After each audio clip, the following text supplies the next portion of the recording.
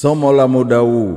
Baba wa mbinguni, tunakushukuru kwa neno lako ambalo ni mbegu za uzima ndani ya mioyo yetu. Tunakuomba leo ufanye mioyo yetu iwe udongo mzuri, ili neno lako lipate nafasi ya kuota, kukua na kuzaa matunda mema katika maisha yetu.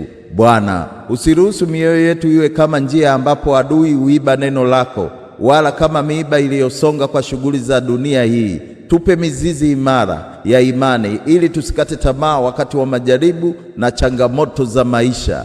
Mungu, kama mbegu inavyokuwa taratibu kwa nguvu zako bila mwanadamu kuelewa jinsi yake, tunaamini nawe unaendelea kufanya kazi ndani yetu hata pale tusipoona mara moja. Endelea kutubadilisha, kutuimarisha na kutuongoza hadi tuzae matunda ya wokovu, upendo na haki. Baba, tufanye tuwe mbegu nzuri ya ufalme wako hapa duniani. Tusaidie tuishi katika nuru yako, kufanya mema, kuwavutia wengi karibu na wewe kupitia maisha yetu. Tunakuachia maisha yetu, familia zetu, kazi zetu na mipango yetu mikononi mwako. Mapenzi yako yatimizwe ndani yetu siku zote. Kwa jina la Yesu Kristo tunaomba na kuamini, amin.